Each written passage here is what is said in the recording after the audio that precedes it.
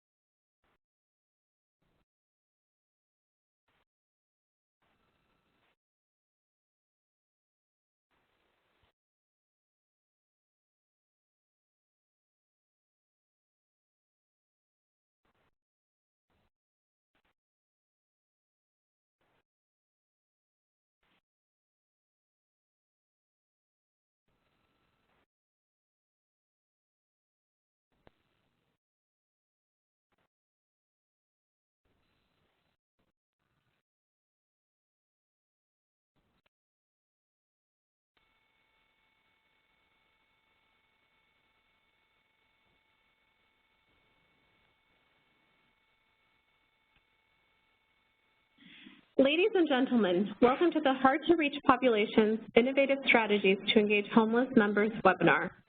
This conference is being recorded. My name is Angela George, and I'm with the Loon Group.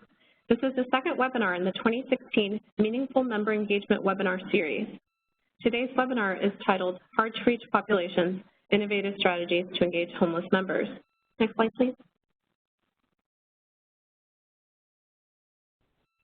Please contact rick@lewin.com if you have any questions or additional comments.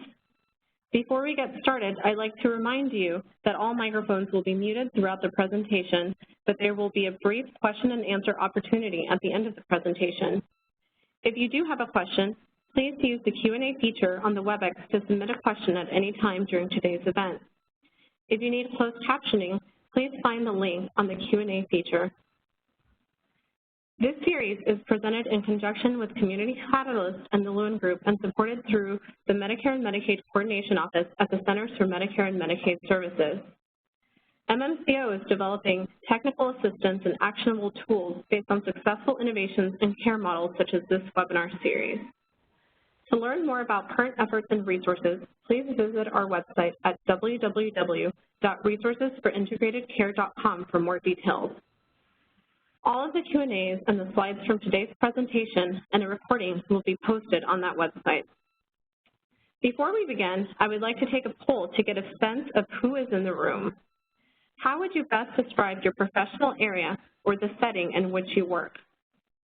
Are you a health plan staff member, a healthcare provider, a consumer advocate, a state, local, or government official, a staff member of a community-based service organization, or other? Please take some time. We will be closing the polls in 1 minute.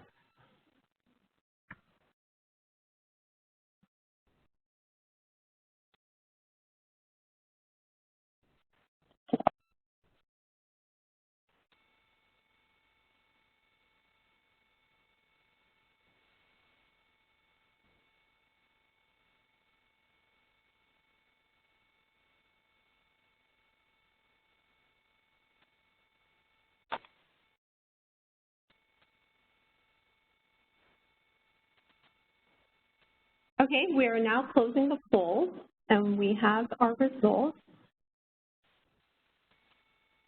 36% are health plan staff, 4% indicated that they're with a healthcare provider, 0% indicated that they were with a consumer advocacy organization, 4% are with a state, local, or government official, 6% are with a community-based service organization, and 4% are with other. Thank you very much. At this time, I would like to introduce our moderator. Rosa Palacios is a Consumer Engagement Specialist with the Center for Consumer Engagement and Health Innovation at Community Catalyst. Prior to joining the Center, she served 12.5 years on the staff of Commonwealth Care Alliance as the Director of PCA's Department of Health Education and Caregiver Training. Rosa holds a Tree Trainer Certificate for the Chronic Disease Self-Management Program and a Master Trainer Certificate in the Diabetes Management Program in both English and Spanish issued by Stanford University. She is also a Master Trainer for Healthy Eating for Successful Living in Older Adults. Rosa? Thanks, Angela. Hello, everyone, and thanks for joining us today. As Angela said, I'm with the Center for Consumer Engagement in Health Innovation. The center is a hub devoted to teaching, learning, and sharing knowledge to bring the consumer experience to the forefront of health. The center is part of Community Catalyst out of Boston, Massachusetts, and can be found on the web at healthinnovation.org or on Twitter at CCEHI. We will be live tweeting during this webinar, so check out our Twitter and please join in the conversation. We'll be on Twitter after the webinar to answer questions and point people in the direction of good resources. Once again, our handle is at CCEHI. I want to thank the Lewin Group and the Medicare and Medicaid Coordination Office for working with us to put on this series. And I invite attendees to check out our meaningful consumer engagement toolkits and other engagement strategies at www.communitycatalyst.org. Now I would like to take a moment to introduce our very full lineup of speakers. I am joined today by Dr. Tojin Ajayi, Chief Medical Officer at Commonwealth Care Alliance, CCA. CCA is a Massachusetts not-for-profit prepaid care delivery system that focuses exclusively on providing fully integrated care for Medicare and Medicaid's most complex and high-cost beneficiaries. Dr. Ajayi is responsible for clinical care delivery, care management, and clinical operations within the organization's unique interdisciplinary care model. Dr. Ajayi is a board-certified family physician and continues to maintain an active primary care practice focused on elderly, homeless, and marginally housed women. Dr. Jesse Gator. Dr. Gaeta is the Chief Medical Officer at Boston Healthcare for the Homeless Program, where she has practiced internal medicine since 2002. She oversees the clinical practice of this unique community health center that serves 12,000 people annually across dozens of clinical sites, including homeless shelters, the street, and one of the first medical respite programs in the country.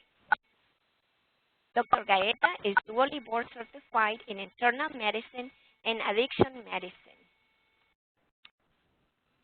Next slide, please. Amy Turk is the Chief Program Officer of Downtown Women's Center in Los Angeles. In this role, she provides oversight of clinical health services, workforce development, social enterprise, day center services, and permanent supportive housing, serving over 3,000 low-income and homeless women annually. Amy has worked in the social services sector since 1998, providing services for survivors of domestic violence, adults living with mental illness and experiencing homelessness, and recovering from substance abuse. And she worked with families of children with special needs. Joining Amy today is Denise Smith, a community advocate at the Downtown Women's Center. She has served in many capacities, including as a member of the Consumer Advisory Board, as a community champion of a Robert Wood Johnson Foundation initiative, and most recently in the Downtown Women's Center Advocates Program. She is especially active in the Diabetes Self-Management Prevention Program, where she supports her peers through their health improvements. Our last presenter for today is Julie Bloom.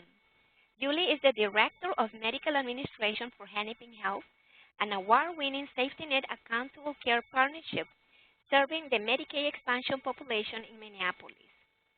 In this role, she leads the implementation and refinement of the Hennepin healthcare model and integration of social service delivery to improve care and reduce costs for the complex members served by Hennepin's Integrated Care Network. Please note that all the speakers' full bios will be posted on the Resources for Integrated Care website, along with other resources after the webinar. Next slide, please. Right now, I'm just going to outline the agenda for today. First, Dr. Ajayi will talk about the different engagement strategies that Commonwealth Care Alliance uses for the hard-to-reach population, followed by Dr. Gaeta introducing the work that Boston Healthcare for the Homeless does to engage homeless individuals in healthcare. Then we will have Amy Turk talking about how the Downtown Women's Center is connecting women to the healthcare system, and we will hear from Denise Smith, who will offer a member's perspective. Finally, Julie Bloom will present on Hennepin Health and take a deep dive into their care coordination model and other innovative strategies that they're using. After Julie's presentation, we'll move into a question and answer period. Next slide, please. Now I would like to turn it over to Dr. Tojin Ajayi from Commonwealth Care Alliance. Dr. Ajayi? Thank you very much, Rosa. And thank you all. It's a real pleasure to be here speaking with you about this issue. Next slide, please.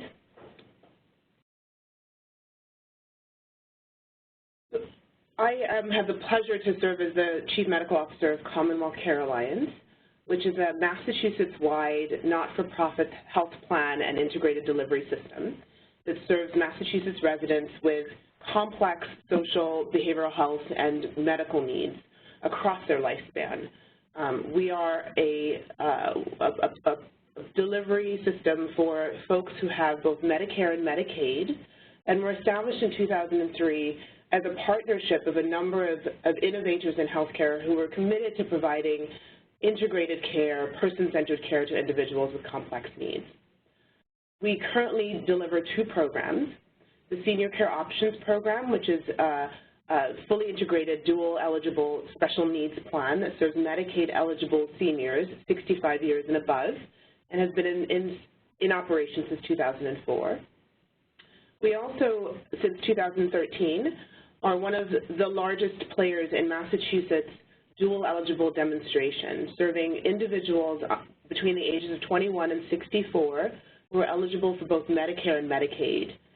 These are folks that have some of the greatest challenges accessing our healthcare system and have some of the poorest health outcomes of our population. Next slide, please. Our programs work through monthly capitated premium payments for Medicaid and Medicare. So we receive a pooled premium, risk-adjusted for each member's complexity from both Medicare and Medicaid. And we're able, through that, to provide all standard Medicare and Medicaid services, in addition to person-centered care management, full dental and supplemental behavioral health, transportation to medical appointments. This program is an innovation in understanding how we can integrate long-term supports and services, behavioral health, primary care, and care coordination for individuals with the most needs. We deliver care through a number of models, always through interdisciplinary care teams, which include primary care providers, behavioral health care specialists, nurses, providers of long-term services and supports, and health outreach workers. And for our most complex members, we're also able to offer enhanced primary care, often based in their home, and really focused on ensuring that we smooth out their transitions of care and ensure careful coordination amongst all of their providers. Next slide, please. The OneCare population is the topic of this conversation for us. This is the cohort that I referenced earlier. At CCA, we have about 10,000 beneficiaries under the age of 65. Across the state of Massachusetts, there are probably about 90,000 eligible Medicare and Medicaid beneficiaries. These are individuals who have faced significant challenges in their lives. About 70% of our population have a behavioral health diagnosis. Almost half screen positive for depression. 15% are schizophrenic. 15 to 20% have a substance use disorder, although we believe that number is probably an underestimate. And 7% are homeless, and a significant percentage above that are marginally housed. That means that they do not have their name on the lease of the place that they live. They're at risk for eviction. They're often transient in their living situation. This is also a population that historically across the nation has had incredibly high utilization of acute care, emergency rooms, hospitals, inpatient psychiatric stays. We have traditionally, as a healthcare system, underinvested in preventive care, in behavioral health outpatient services, and long-term supports and services that would be necessary to keep these individuals safe and in the community.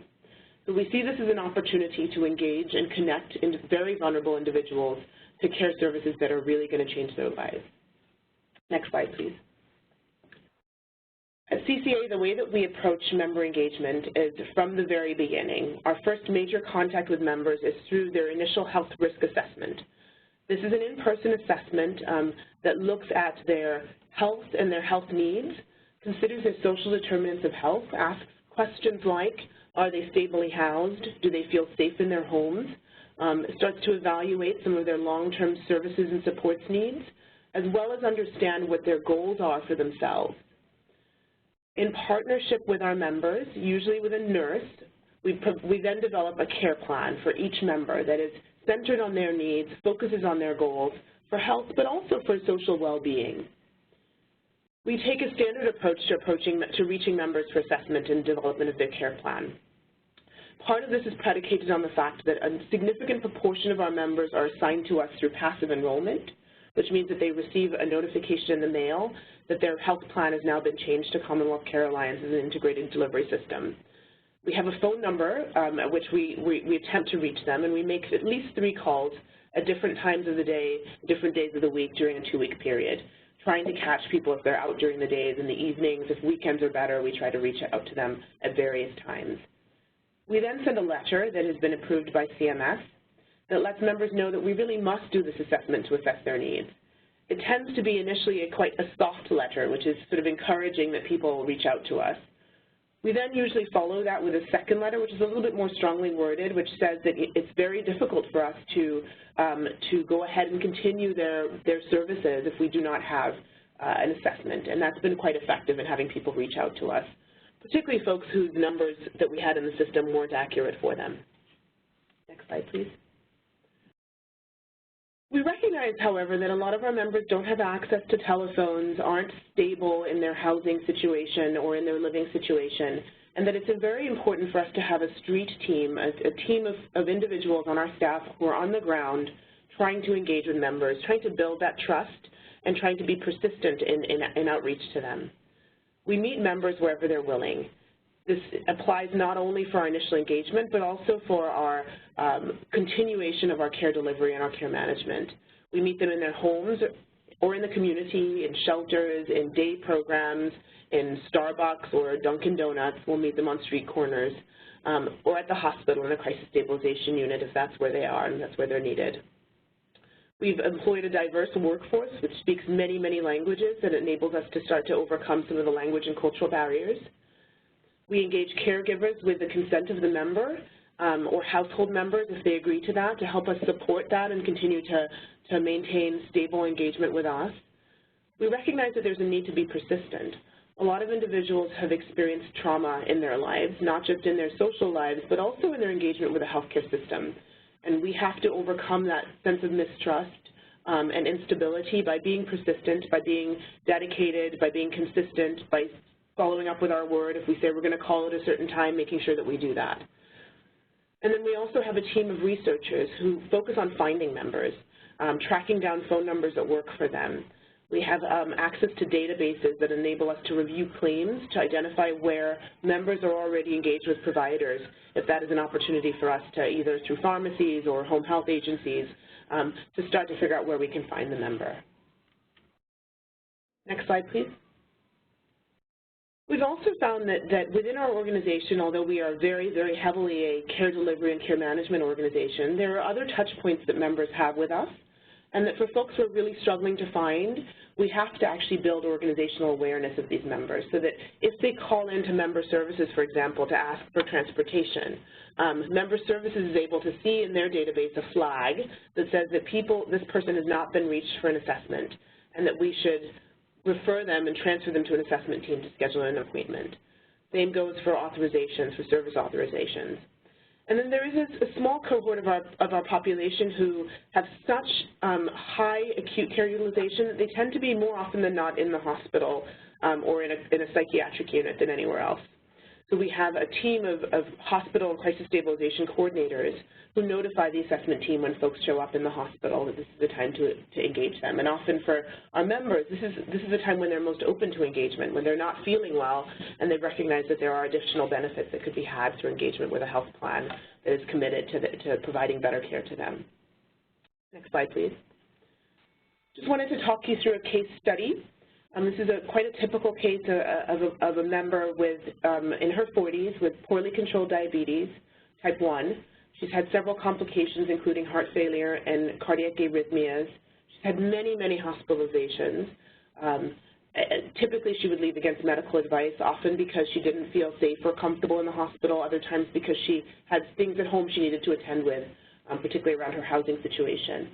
We actually managed to find this individual and try to engage her for initial assessment, but on repeated occasions, she rebuffed those efforts. She declined, avoided further meetings, would not answer the phone when we tried to call her. And we could see through her claims and her history that she had also very little engagement with her primary care provider or other providers. She was effectively only using the hospital for her care delivery. We were able, over time, to schedule a multidisciplinary care team meeting with the member and her CCA outpatient care team and the team at one of the hospitals in Boston where she was hospitalized at the time. And for whatever reason, partly I think due to persistence on our part, and partly due to, her real feeling and desire to finally start to make some changes in her life. If you move to the next slide, she was willing to engage with us, and we now have at least once a week meetings with a member.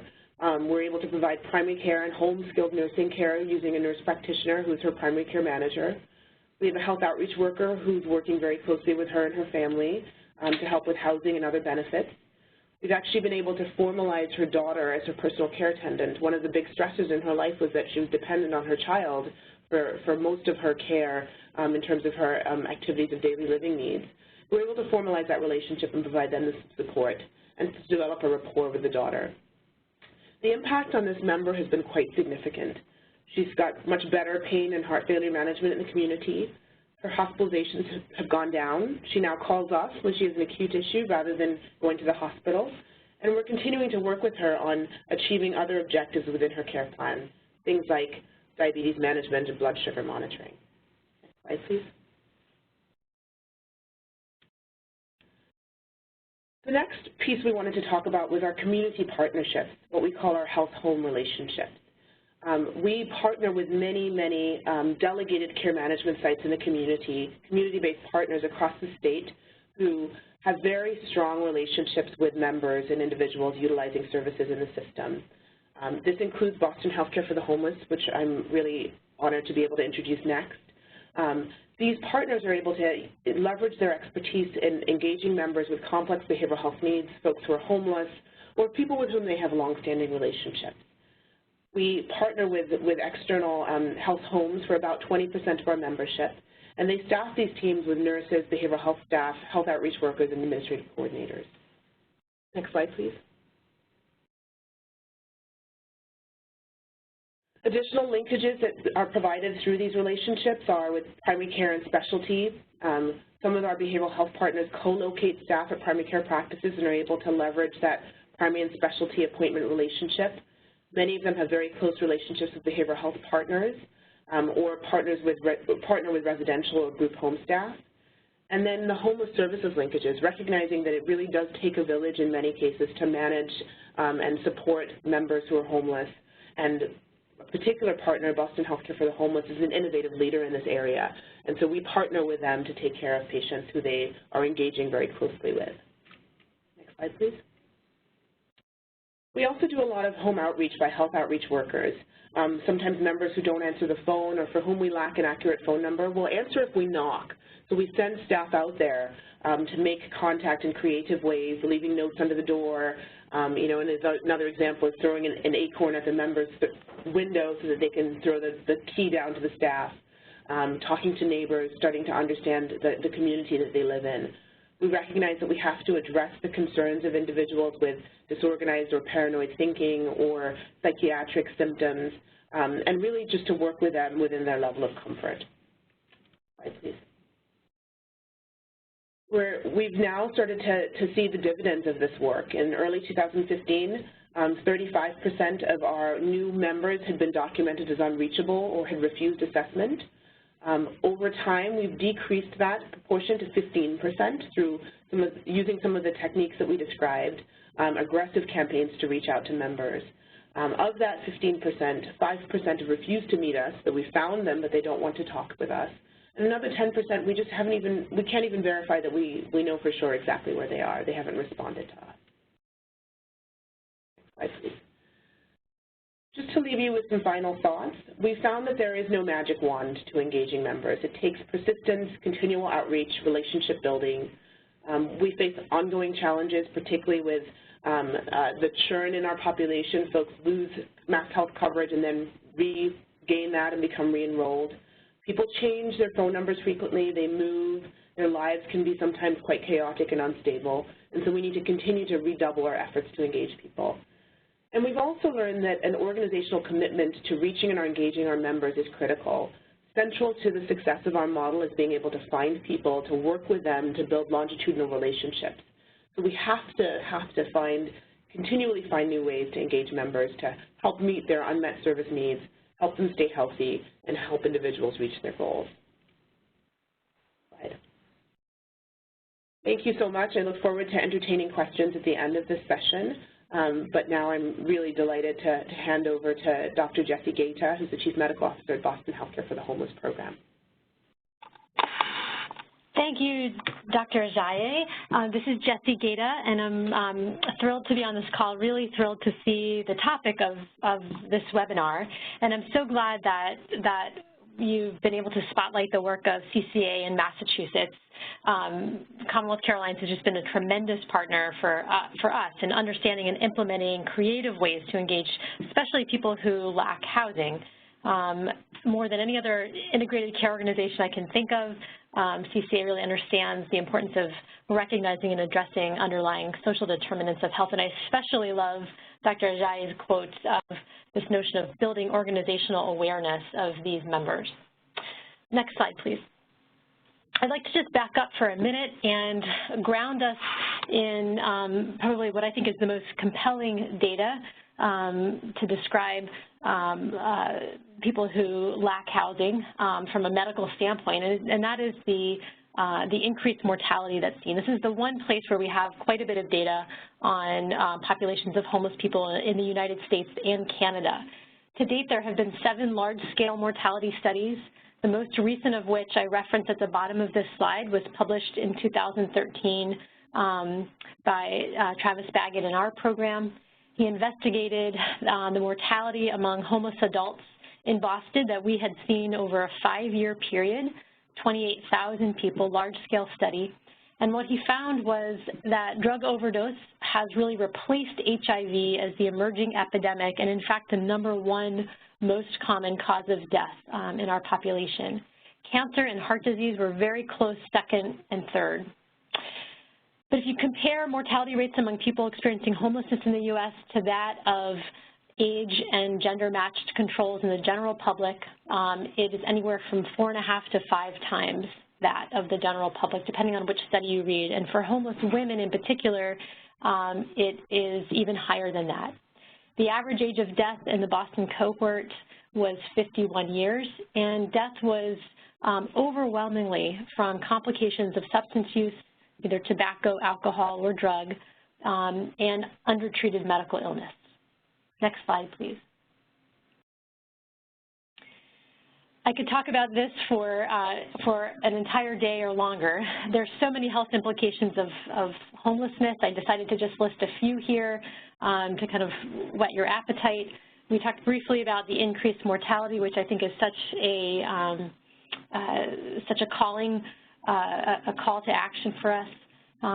I also list severity of illness, and by this I mean that people who lack housing typically have more severe and more layered chronic illness. And in fact, a patient of mine who's experienced homelessness for many years in their 50s looks to me as an internist like a person in their 70s, approximately 20, even 25 years older. And that premature aging happens really the longer a person is homeless. And I see that in terms of the effects on the brain, the lungs, the heart, the kidneys, the liver. So there's a premature aging and a severity of illness that is particularly remarkable in terms of when people present for care to acute care settings. Usually it's later stage in disease. I list exposure here. By that I mean not just exposure to hot and cold extremes of weather, but also to the exposure to the need for constant walking, which has a profound effect on joints and skin.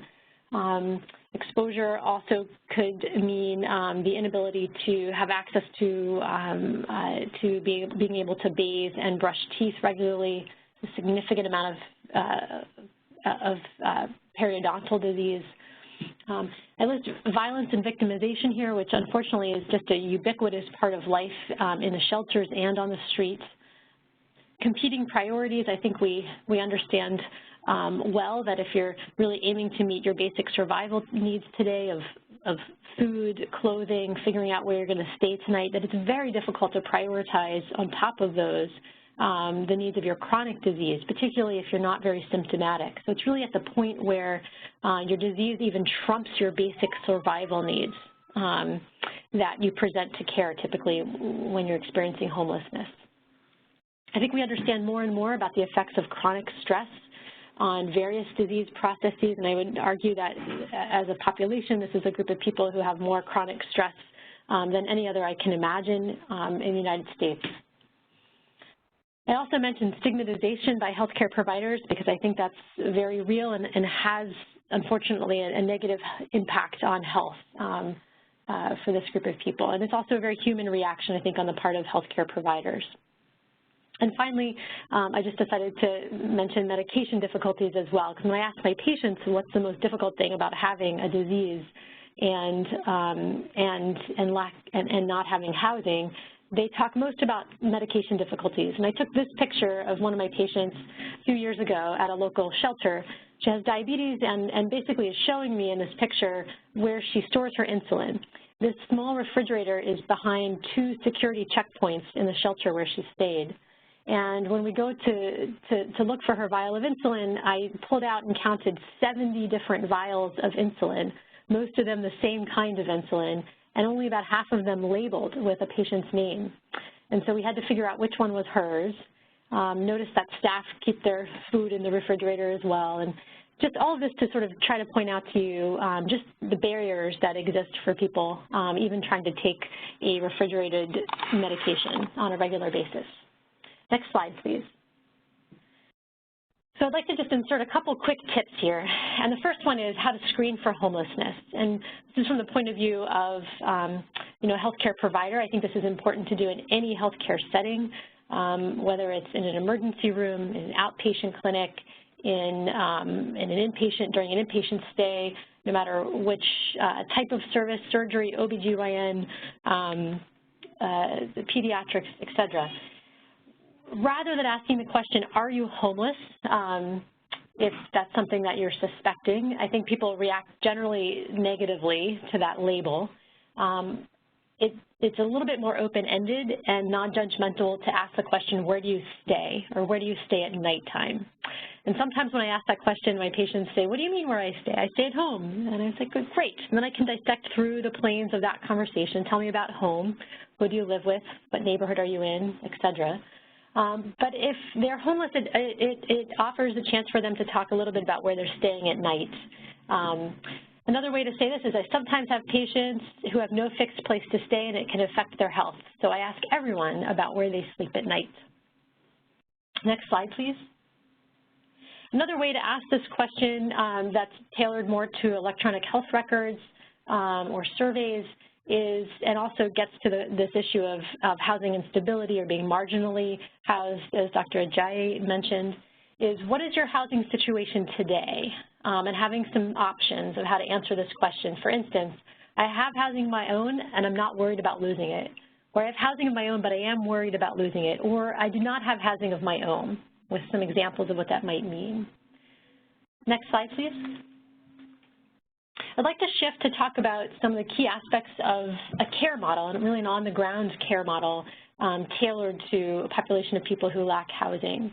And I decided to basically list these 5 key aspects, and they are engagement, which is the main topic of today's call, outreach, a framework of prioritization, patient or person-centered goal setting, And finally, and I don't list this last because it's lastly important, I think it's actually of utmost importance, and that is helping people connect to housing opportunities. Next slide, please.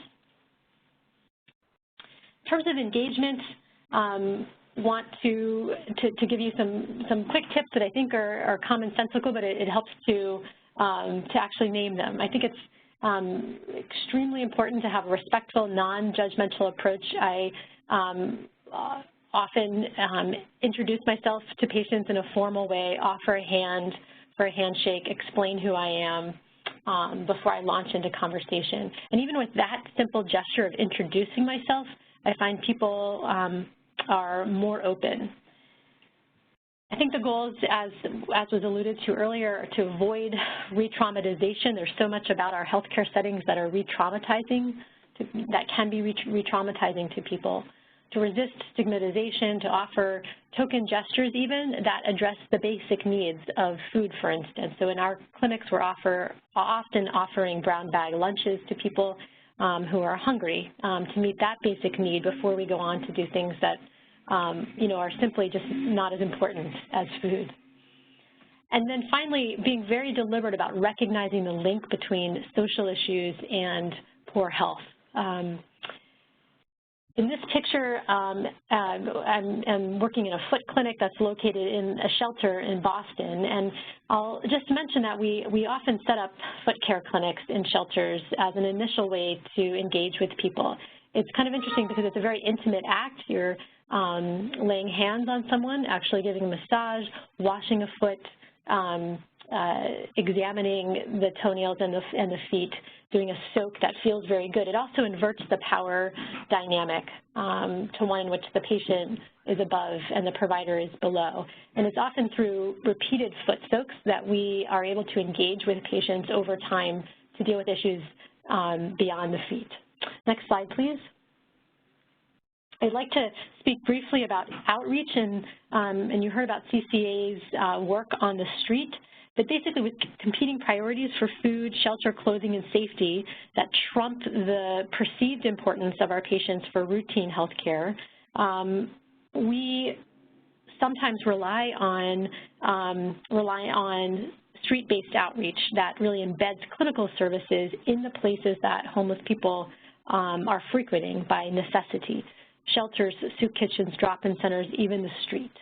I think traditional models that rely on patients presenting for care in a timely and self-guided fashion can be suboptimal for some folks. This is obviously a very inefficient way to deliver health care, and it's costly. What we try to do is really target these kind of intensive, costly services that are street-based for the most vulnerable and the people that were really not engaging successfully with other traditional methods. Next slide, please.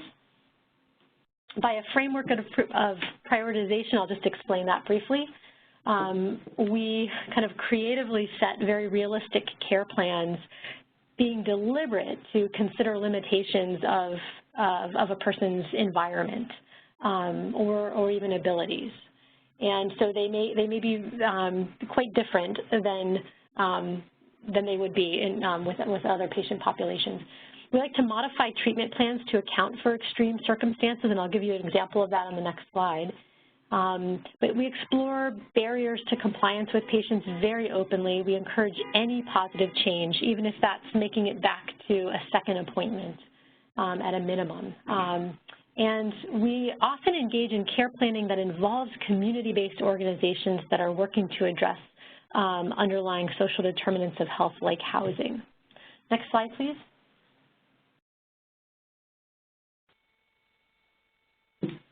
Sorry, next, there we go. So in terms of thinking about innovative ways to manage care based on a patient's environment, this is a quick tip on how insulin can be managed without a refrigerator. Turns out that if insulin is not refrigerated, it actually works. It works about 70% as usual, so prescribers can titrate the dose accordingly. And we often counsel patients to keep insulin in the outer pocket of a bag, out of the sunlight, off the body, so it's at least room temperature and not body temperature, and it can be stored that way for up to a month. And this is one way that we sort of creatively get around access to a refrigerator. Next slide, please. I give an example on this slide of patient-centered goal setting or person-centered goal setting. This is a prompt in our electronic medical record to help nurses, case managers, community health workers, PCPs, et cetera, begin a conversation in which we help patients set goals. And it's just one example of just some sort of clinical decision support tool. Next slide. Finally, I'd like to just mention that probably the most important thing we can do, even as healthcare providers, is to help patients build connections to housing and housing opportunities. And we do this through building relationships as healthcare providers with our local shelter and housing networks. Next slide. So the quick tip on housing here, how to learn about housing resources for a population or for my patient, is to reach out to local housing authorities, ask to meet, learn about the application process and where you can intervene on a patient's behalf. Contact shelters in the area who are often the ones tasked with connecting people to housing resources, and ask and advocate for your patient by asking to speak with a housing specialist and finding out what the barriers are for this person at the moment. Next slide. In conclusion, it can often feel overwhelming and hopeless, but there are so many meaningful things that we can do to improve the health of people experiencing homelessness. Health is extremely poor, as we've talked about briefly. I think adapting care to this population is really essential, and relationship is probably the most important thing. Treatment planning really has to be led by the patient, needs to be creative, sometimes require outreach, and as much as we can focus on helping people access housing, that has more of an impact than just about anything else I can tell you. So I'd like to end there and pass it off to my next colleague. Thank you so much, Dr. Gator. This is Amy Turk, and I'm joined with Denise Smith. Thank you, everyone, for the opportunity to discuss effective techniques to engage individuals who have and are currently living through homelessness in order to effectively link them to healthcare services. Next slide, please. Downtown Women's Center, located in Los Angeles, provides an array of services, including a safe space for women to access basic needs such as meals and showers, and most importantly, permanent housing. We also provide linkage to job training, competitive employment placement, and the women help staff our on-site and web-based social enterprise, which is called MADE by DWC. Now I will share how we approach our healthcare services. Next slide, please. In order to effectively link our population to healthcare services, Downtown Women's Center uses many evidence-based practices. We have found from our experience that these 4 are some of the most important evidence-based practices that work especially well for our population, regardless if we are linking to healthcare, housing, or jobs, among other areas. First and foremost, we operate from a place that seeks to provide trauma-informed care by realizing the widespread impact of trauma, recognizing the signs and symptoms of trauma and who we serve, responding by fully integrating knowledge about trauma into policies, procedures, and practices, and seeking to actively resist re-traumatization. When individuals move from homelessness into housing, we use a 9-month intensive case management model called critical time intervention. One of the benefits of this model is that it helps people start to use healthcare services more proactively, and not just when their health problems escalate to needing emergency room level care. Along with these approaches, we believe that using the harm reduction and housing first models is the most effective way to help people maintain their dignity, progress in their recovery, and become less likely to experience homelessness again after moving into housing. Next slide, please. Certainly, in the last few years, there have been many system change advances that have served populations experiencing homelessness much better than before. For those states that have implemented changes made possible through the Affordable Health Care Act, programs like the Downtown Women's Center have been able to ensure that our population is covered under Medicaid. We now have numerous amounts of research demonstrating housing is one of the most important healthcare interventions. Additionally, the data shows that with the provision of housing, it's actually cheaper than the public costs associated with individuals remaining homeless. Thus, we have seen tremendous advocacy and growth in supporting housing as a means to improve overall health care. As managed care providers in particular strive to meet the triple aim, partnerships with community-based organizations like Downtown Women's Center are important, especially to address population health concerns among the homeless. These system changes have led to greater integration of services and a better ability to ensure that people who are homeless also have access to a medical home with all the components that help them gain easier access to appropriate care. Next slide, please. Here, I want to share the type of healthcare services we provide and how we deliver them to most effectively engage our population. Downtown Women's Center has a co-located primary health care clinic that is provided in partnership with our federally qualified health center. For us in our community, it's called the John Wellesley Health Clinic. This provides easy access to visits with a primary care provider. We find that it is tremendously helpful to the women served to have their health care provision in the same building as a place where they have services for basic human needs that were mentioned before, and a place that provides safety in general, especially for those that are living in emergency shelters or unfortunately still literally on the streets. Because we provide the work through a trauma-informed care lens, we recognize that a majority of the women we serve have survived domestic violence, sexual assault, child abuse, and other traumas that may impact their ability to receive health care. The clinic wait room is safe and beautiful and helps mitigate concerns or the potential for re-traumatization that come up for women who do not feel comfortable in other clinics. Downtown Women's Center invests in 4 medical social workers that focus on medical case management and benefits enrollment. The most important element of this work is the flexibility and creativity that they conduct their interventions with. They also provide transportation to off-site healthcare appointments when needed to ensure that the individual makes her appointment. You can imagine that if you have to be back to your shelter by a particular time of day, attending to healthcare appointments that are inconveniently located or a few bus transfers away is unlikely. We have done systems change work supported by the John A. Hartford Foundation to promote appropriate healthcare for adults as they are aging. As was mentioned in the slides before, we know that people with lived experience of homelessness die up to 25 years prematurely. We are elevating the need of geriatric care and homeless services, as well as how to ensure that our vulnerability index tools that HUD promotes are not just triaging individuals into housing, but are also linking them to appropriate healthcare benefits and services simultaneously. We have also implemented a diabetes management self-care program through our work with the Robert Wood Johnson Foundation and the 100 Million Healthier Lives effort. We are starting to expand this work into other chronic health conditions. We know that chronic disease self-management, evidence-based practices are one of the most effective interventions that community-based organizations can provide to help our healthcare system meet the triple aim. Next slide, please. But most importantly, we cannot do this work without the leadership of those that we are here to serve. At Downtown Women's Center, we have an advisory board made up of participants with lived experience who help keep us accountable and let us know exactly what their needs are so that we can be responsive as possible.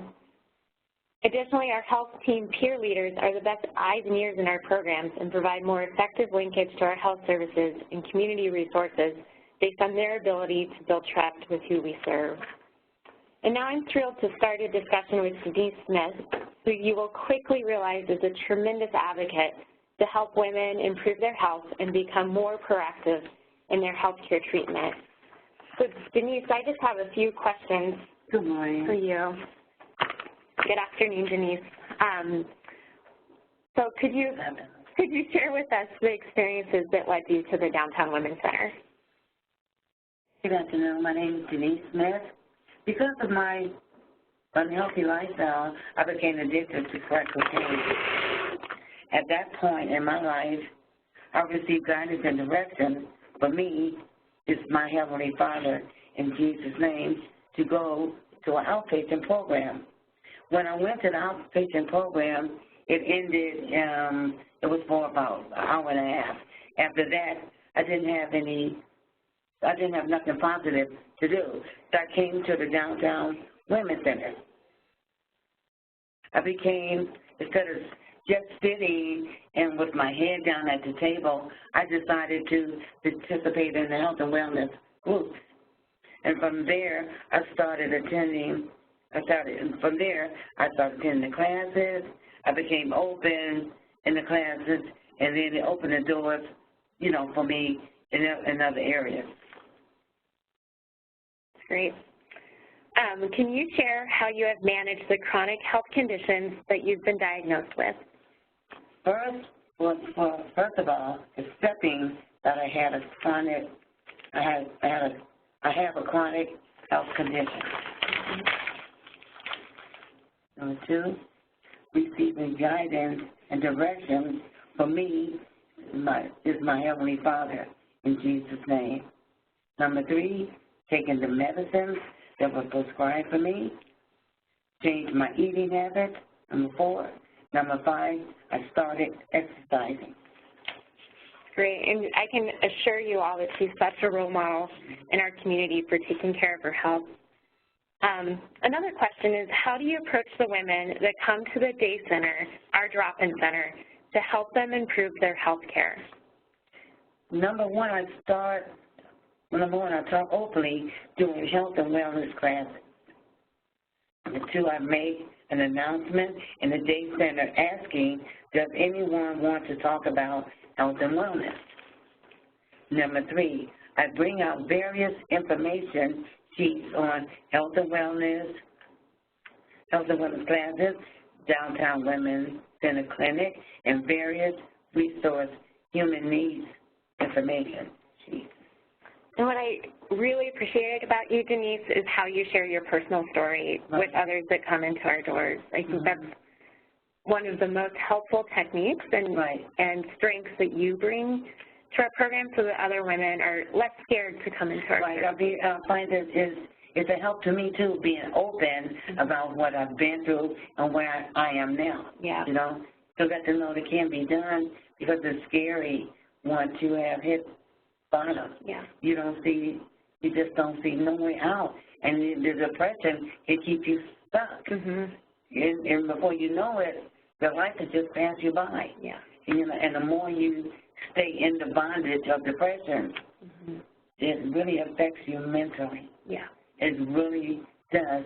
But if someone comes and talk to you and let them know that, hey, I've been where you are. I sat there in that same seat. I was in that same state of mind, believe me. And at one point, I came and I showed a couple of women where I used to stand, and they don't believe it. I said, yes, I was right there, sitting on the ground and so on, doing exactly what the people are doing out there now. Yeah. I've been there. So don't look at me and saying I don't know, what you've been through. Yes, decades and some years. Yeah. Yeah. So I know. And that expertise really helps people trust you. Because they'll look at you, there is some hope. Yeah. You know what I'm saying? Because that's what happened to me. I lost hope. They have no hope. This is it. Yeah. So my last question to you, Denise, is what is your best advice for doctors, nurses, social workers, and people working in the healthcare field? For me, to genuinely care for patients opens up the door for a healthy relationship between the doctor and the patient. How are you doing? Can I help you with something? Is a positive beginning. Yeah. Pretty simple. It's simple. I tried to come up with something fantastic to say, but it's simple. It's very simple because my answer is based upon what I experienced. Yeah. Yes, it opens doors because it's like you have a chance to talk. Yeah. And once you start opening up, you can. Sometimes you get emotional. It's okay to cry. It's okay. It's to let it out. So once you get past that, of what you're going through, you can receive help. You're in tune with the doctor because you don't hear her. You're sitting there depressed. You want to just end it. You don't want to. You can't pay attention to. She said, take this and take that. All you want to know is, I'm dying inside. Help. Yeah. Yeah, and you need that care and once you get past that, then you say, right, like, okay, well, you know, you get things start happening. Yeah. You know? Right. Well, thank you so much, Denise. You're welcome. So now we're ready to turn the webinar over to Julie Bloom. Great, thank you so much. So my name is Julie Bloom, and I am the Director for Medical Administration for Hennepin Health.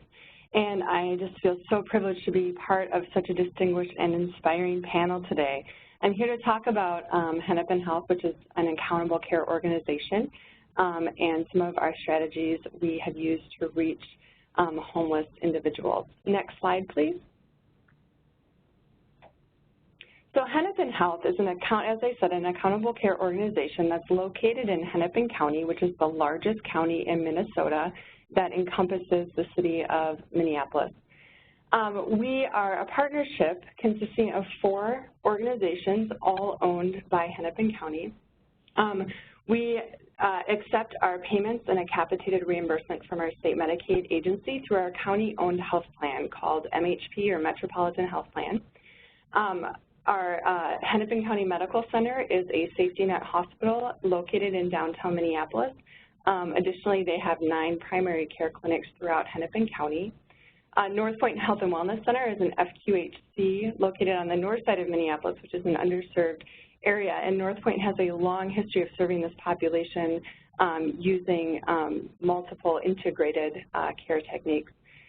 And finally, the Human Services and Public Health Department of Hennepin County. So this area oversees eligibility, supports housing, child welfare, adult protection, crisis mental health, and our public health services. So this has been a really important important part of our partnership to leverage as we are concerned about social determinants of health and their impact on our population's health care.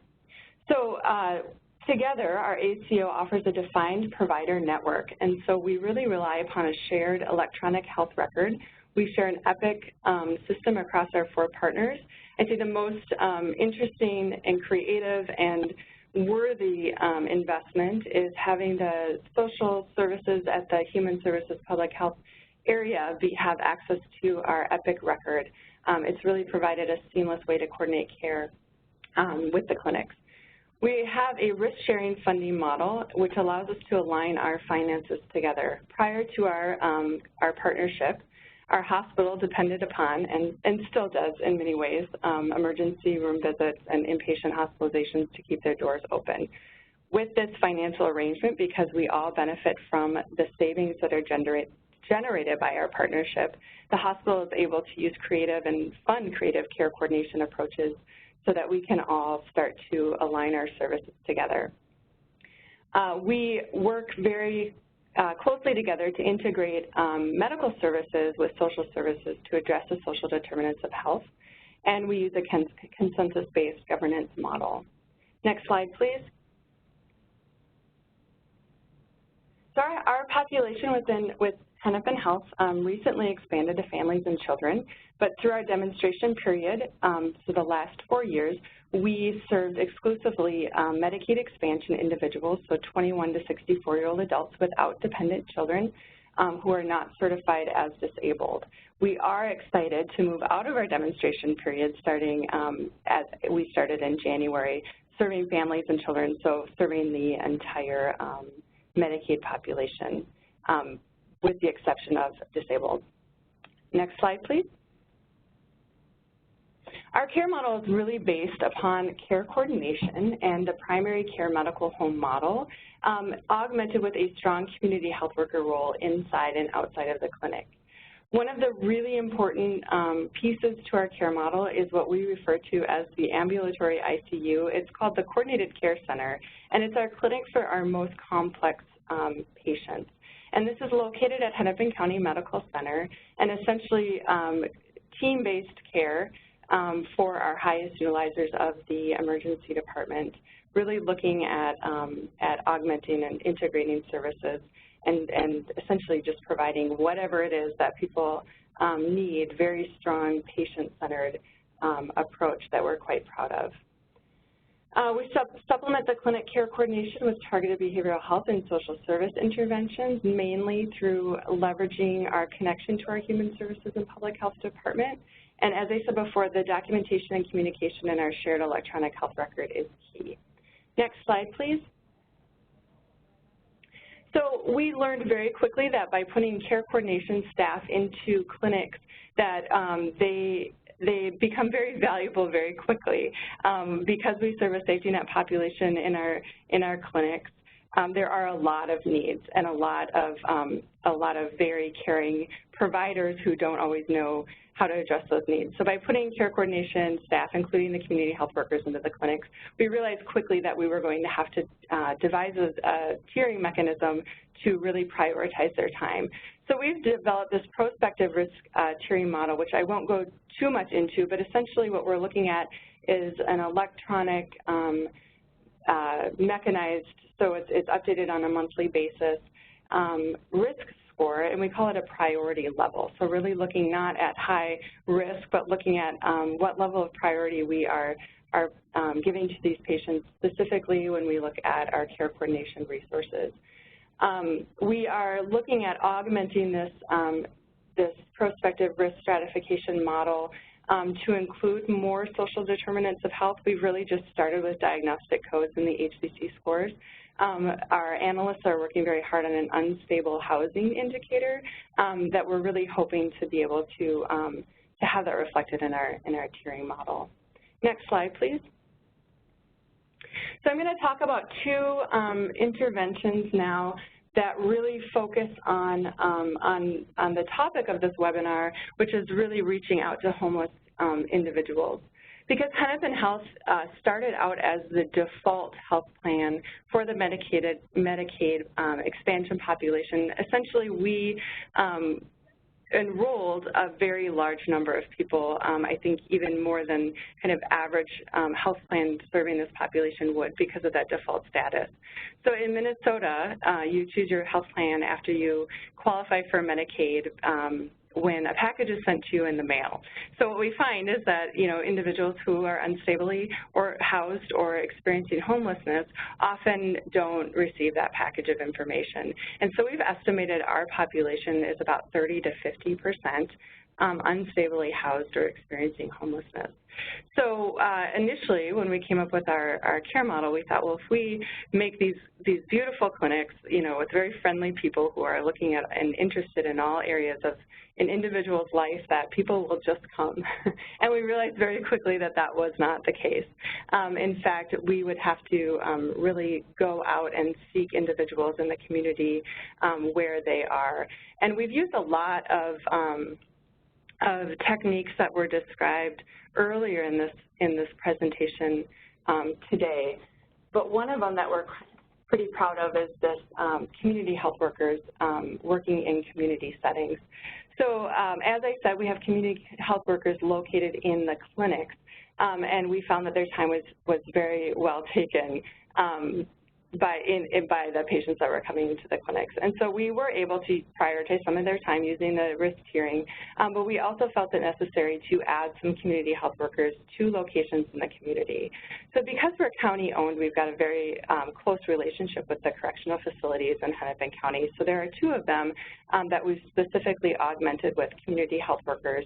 One is our jail, and that is when people are cycling through very quickly, but really looking to focus on those individuals' health needs and try to connect them into health care. The other one is our, we call it the adult correctional facility, which is the commonly known as the workhouse. So it's people who have sentences of less than 1 year.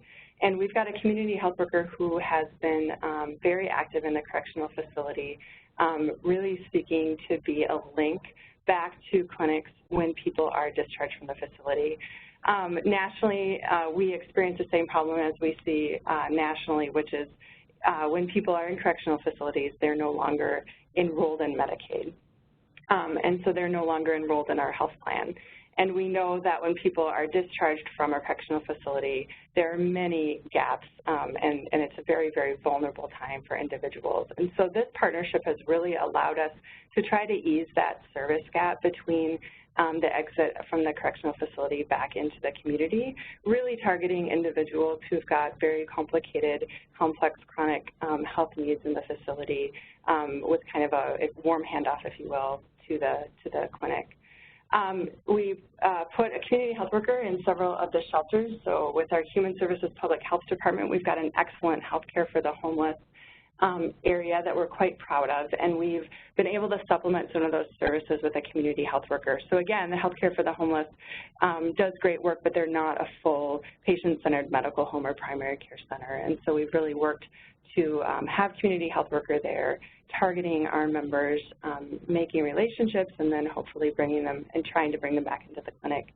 We placed some of the community health worker, we put 2 in the emergency department, specifically to focus on dental diversion. We know that many of our members are seeking emergency services for dental pain, and so we have the community health workers working to schedule preventive dental care or same day or next day dental care visits within our system.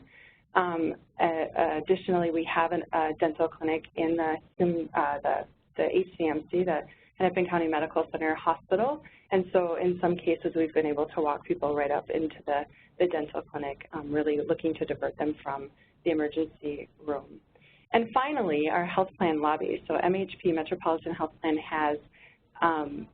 is located in downtown Minneapolis, and it's very unique in that we have, it's been estimated 600 to 1,000 Hennepin Health members in the lobby on a monthly basis. And so this was really seen as an opportunity to do some health risk assessment in the health plan lobby, and really we say, build that yellow brick road back to the clinic. So really getting people into their primary care settings and back into preventive care. Next slide, please.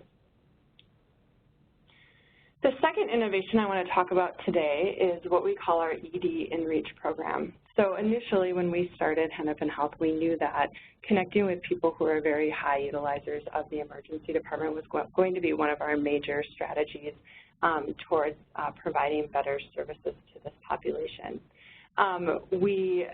So we dreamed up this program called ED Enreach, in which we would have a social worker who works in the community provide intensive case management services up to 6 months for individuals specifically who meet criteria through their ED use. We find that a lot of individuals enrolled in our plan aren't necessarily eligible for targeted case management or intensive case management, maybe because while mental health or behavioral health may be part of what they're experiencing, they don't necessarily qualify for those services. And so we really wanted to find a way to provide those services to this population with the goal of bringing them to a medical or behavioral health home. So really looking to end this revolving door of acute care service. We know that if someone can find providers that that care about them and that can build a relationship with them and see them on a consistent basis, people are much happier and much healthier. So initially, I think we underestimated how difficult this intervention might be. We initially put a social worker, so contracted through Resource Health and Mental Health and Chemical Health Services, which is a contractor in our community. We put the social worker in the emergency room and connected them with our emergency room staff, really looking to have that person come in quite quickly and respond to calls or referrals from the emergency department. What we found is that we really underestimated a couple of things. One, we underestimated how easy or difficult it would, how easy it would be to connect to the staff who work in the emergency department with this worker. We found that it was really important to find the mechanisms in which the staff and the ED already communicate with each other through case consultation time or daily huddles. The use of the whiteboard in the ED was a really important access point for this worker to connect to.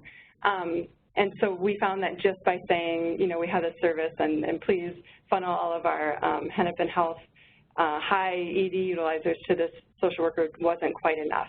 The second thing is we learned that it wasn't necessarily the ED where we were going to connect with individuals.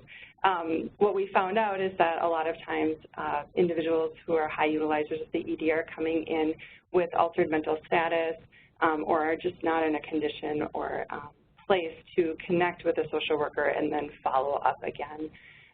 So what we learned is that we had to follow individuals where they were and go to them where they are in the community.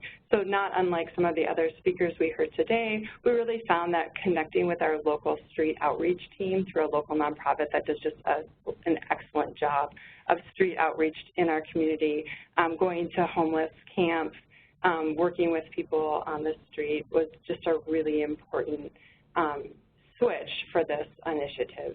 And we really found that by accessing people there, we were, again, kind of like our experience in the clinic, finding that the referrals were piling in and that we had a lot of people that we could and should serve with this service. And then finally, I think we learned a lot about the characteristics of the staff needed to do work like this. We found that this person had to be very confident and very just interpersonally sophisticated, someone who's just very outgoing with members, but I think more importantly with the clinic and ED staff.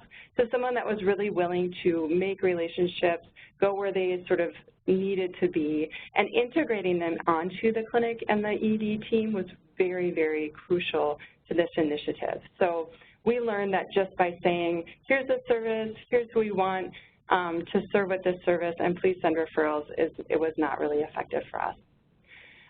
So thank you so much for allowing me to share about our program. We will have questions. And so if you have any for me, please feel free to ask them. Thank you. Thank you, Julie. And I want to thank all of our speakers today for so generously offering their past expertise and experience. At this time, we're ready to move on to question and answer period. Now we'll pass it over to Angela to lead the discussion with our presenters. Thanks again. Angela? Thanks, Rosa. I just want to take some time to give a big thanks to the speakers for their wonderful presentations. Finally, a recording of this event, as well as the slides, will be available shortly at www.resourcesforintegratedcare.com.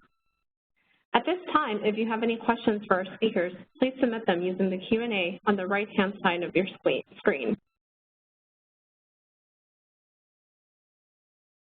All right, so we have one question for Dr. Ajayi. What are the qualifications of the health outreach workers?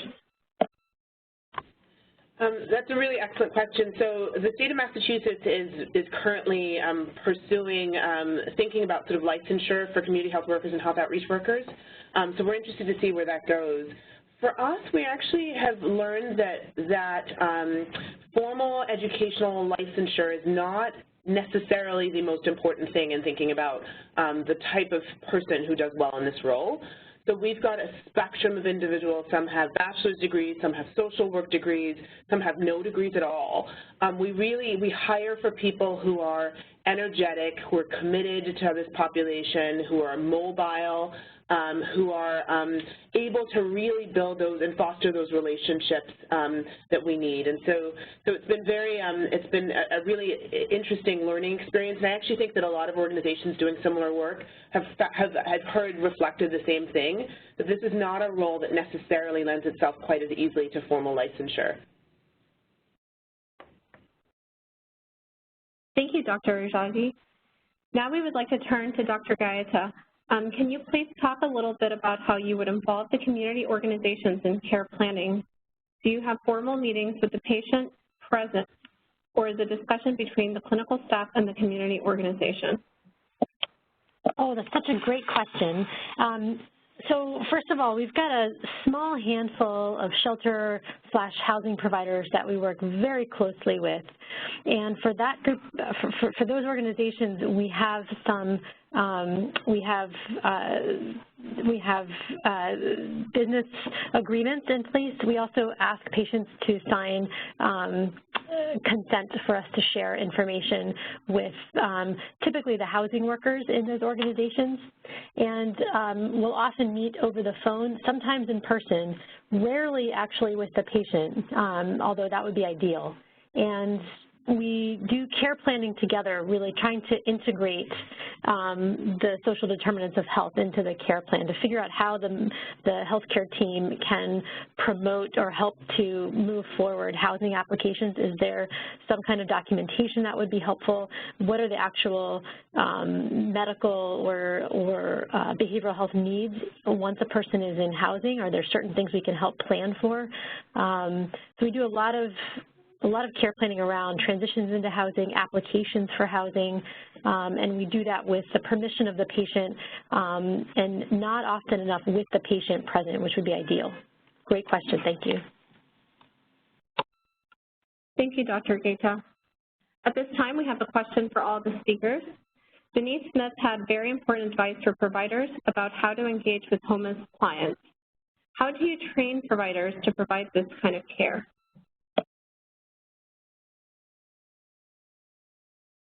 Can we start with Dr. Ajayi? Yeah, I'm happy to take a crack at this one. This is actually a really interesting and important question. I think there's a real gap here, and I would love to engage in a conversation about how we train the next generation of providers who really understand that, as opposed to particularly coming out of the medical model, right, where we think of the moment that a patient spends in front of their doctor or their nurse in the clinic as this, all-important moment. And we're not trained traditionally to think about the 99.9% of that patient's life when they're not in the healthcare setting, when they're going about their lives, when they're at home, they're interacting with their communities, they're facing the struggles that they face every day. The work that we're highlighting here is a complete paradigm shift from traditional medical training that says that actually the most important thing is how this person interfaces with their world, and we need to understand that, and often we need to go there to the member, to the patient, in order to actually appropriately deliver care. I don't know of many training programs on the medical side that really address this, and I think what we're finding is that there's some fellowship opportunities for medical professionals, for nursing staff. It comes much more naturally to folks in behavioral health, I will say, and in social work, but there's a real need to really boost up how we train around not just the sort of concept and the paradigm of holistic care for vulnerable populations, but also the interdisciplinary teamwork nature required to do this effectively. The requirement of being able to kind of interface with folks from different disciplines with different skill sets to understand your role on that team and to participate in a collaborative way is something that is very, we're finding it that we're having to sort of teach it ourselves oftentimes to our staff because not a lot of people come out of a traditional training having those skills. Very curious to hear others' thoughts. Dr. Gator, how would you train providers to provide this kind of care? Oh, I'm not sure I have too much to add beyond Dr. Ajayi's answer, except to just sort of reiterate that most of our care is team-based care. So when a new person joins our staff, clinician or non-clinician, they're most often seeing patients with other people initially, actually, and doing quite a bit of shadowing, so that there's a lot of role modeling happening, and it's really more team-based care. We try to be very deliberate in helping people recognize what the social issues are in addition to, the medical issues for clinicians or the behavioral health issues. So we do a lot of role modeling and we do a lot of team-based care. We have a lengthy orientation period for new staff for them to see different parts of the program and have a chance to actually shadow lots of more experienced staff members. Thank you, Dr. Gator. At this time, I'd like to turn to Amy. How do you train providers to provide this kind of care? Yeah, I think, some of it has nothing to do with training. If our payment models were different, I think you would find that doctors and providers would be way more willing to do outreach in the community or spend more time with individuals that need it the most. But a lot of it is untrainable too, in my experience, that finding the right culture fit, you know, someone who's really compassionate and flexible and who can understand without even necessarily having to screen the trauma that people have experienced before they've made it into your office. But certainly training in trauma-informed care, I think, is critical. We've had great success with doctors and practitioners that are volunteering with us. They're placed here for fellowships. They're doing internships with community-based organizations. I think it's life-changing to have doctors in homeless services, like doing health clinics, mobile health clinics, or clinics that are based in shelters or in a center like ours.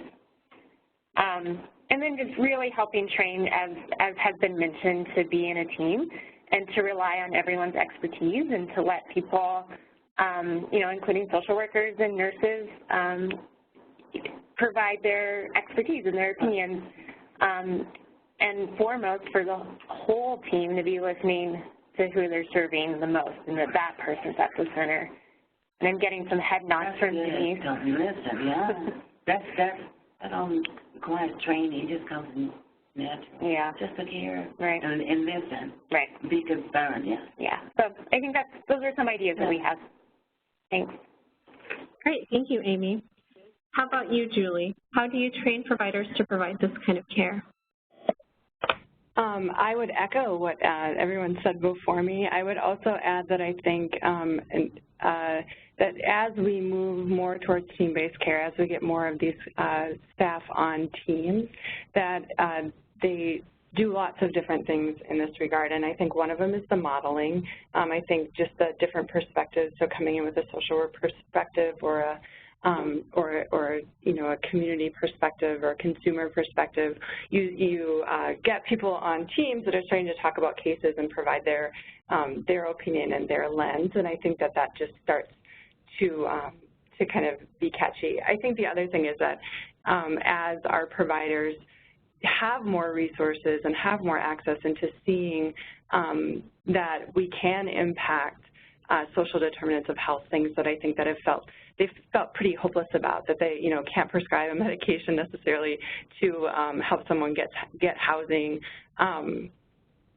or food or a job. And I think as we augment their services more regularly with individuals who can do those things and can help people make progress in those areas, I think they just become kind of, maybe not all the pressure is on them in that visit, and that they can really rely on their team members. And I think that allows them to approach the patient with a little bit more calm, less hurried demeanor. I think it allows them to ask those questions and feel hopeful that they can make a difference and an impact when they find out what those answers are. And so I've found that the more we can sort of add more team members and more disciplines to the medical team, it really makes a big difference. Thank you, Julie. And I do have one more question for you, Julie. How many community health workers are employed by Hennepin Health? What is the caseload for each one? So that's not as clear as I'd like it to be. I'd say because Hennepin Health works with, we've got approximately 10,000 members enrolled in our program, but HCMC and North Point see far more people than just the Hennepin Health members. So what we've done is we have helped to augment the services in the clinics by adding community health workers, and they're not all completely dedicated to Hennepin Health. So we do have approximately, I'd say 25 community health workers within our system, so that includes our 9 primary care sites, the hospital, our FQHC, and then some of the community health workers working in the community locations. The caseload is varied, but I'd say maximum, we look at 200 people on a caseload, which sounds very, very high, but a lot of the people they're working with, they're not interacting with regularly. So we've really looked at looking at how we work together as a team. So our care coordination staff in the clinics consists of community health workers, social workers, and RNs who do care coordination as well. And so those teams really work together to provide services to the member really based upon their expertise. So community health worker is kind of the first step, getting people into the clinic, looking at barriers, looking at our services through a cultural lens and the community lens. And then I think we sort of balance the caseload with the social workers and the RNs who can take the more mental health complexity or chronic condition complexity. So I hope that helps. Thank you, Julie. This question is for Amy. Are you currently working in partnership with any of the health plans involved in Cal, MediConnect, and LA County? Yes, our biggest partnership is through the Los Angeles County Department of Health Services, which I would highly recommend people to look at how they've modeled their work. They're literally using their general fund dollars to house. The goal is 10,000 individuals who have used healthcare services extensively.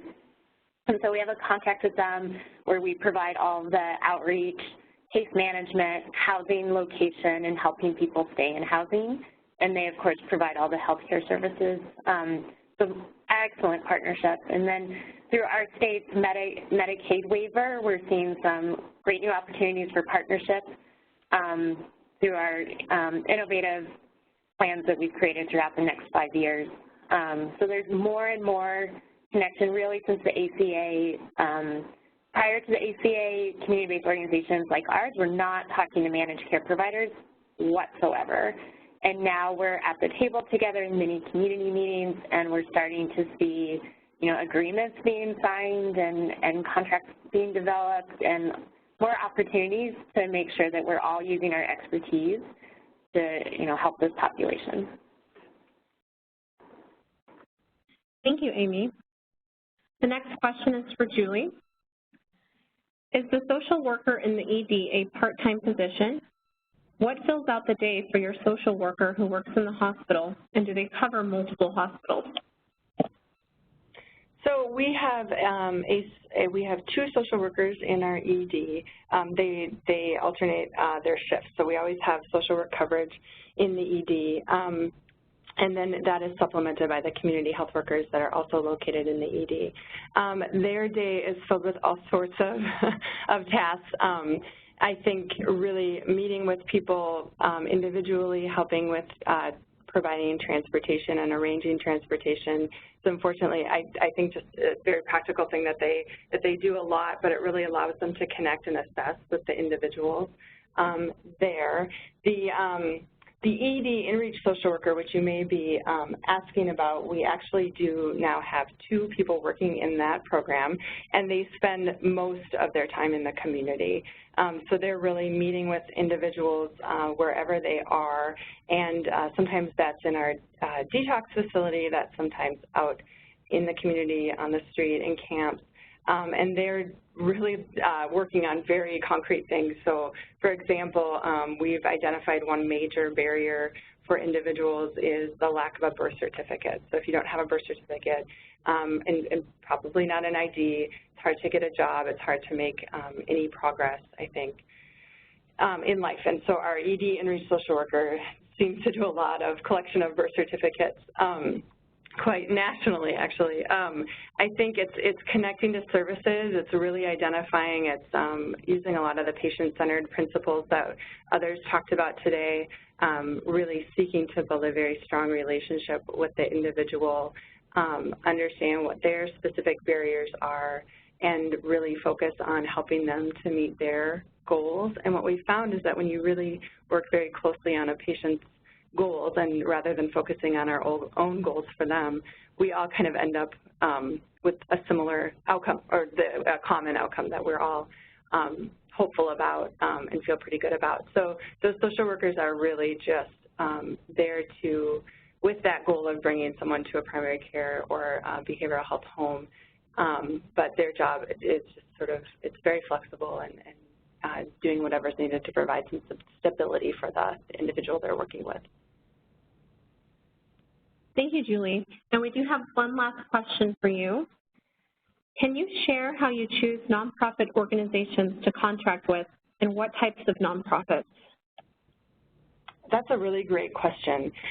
You know, for our ED Enreach program, we actually put out a request for proposals for that program. So we had an idea of what we were what we were interested in accomplishing, and so we got a number of proposals from community organizations, and we chose to go with Resource. And Resource has been a great partner. I'd say that what we look for is really just a common mission, a history of serving the population that we are serving, and a willingness, I think, for us, because we're such a new program and we're really focused on innovation, we've really appreciated, particularly Resource, their willingness to just sort of, what we say, play in the sandbox with us. So, you know, we're trying to bring on new models of care, and that it's not always cookie cutter, and it's a little bit untraditional, and it took a long time, for example, to get the referrals in for the ED Enreach program, and they just were in it with us and continued to find a way to make it work. And so I'd say when we're really looking at who to partner with, you know, we look at who's already providing good services in our community, who has a good reputation, and then really just a willingness to be flexible and take new ideas and implement them and work very closely with us on those. Thank you, Julie. I just want to make some final remarks. Thank you very much to all the participants for the great questions, and a big thanks to our speakers today. Please complete the post-webinar survey that will pop up on your screen when you exit the session. If you have any questions or comments, please email rick@lewin.com. The slides for today's presentation, a recording, and the answered Q&A will be available on the resourcesforintegratedcare.com website shortly. Have a wonderful afternoon, and thank you so much for your participation.